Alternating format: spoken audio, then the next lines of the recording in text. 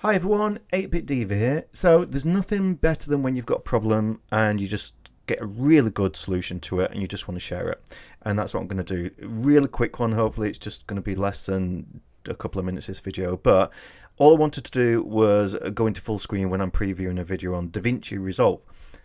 It should be really easy, right? And it's taken me ages just to find out that kind of information. So all you do on a PC is you press Control F on the keyboard, full screen. If you want to press play, you just do the space bar.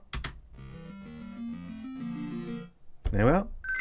And space again to stop. And if you want to come out of it, escape or Control F again. If you're on a Mac, it's Command F.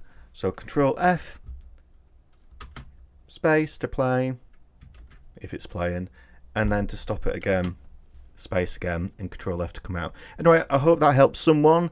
I wish I'd found that solution really quickly myself. Like I said, really short video, and you know what to do if it did help you in any way. Take care now.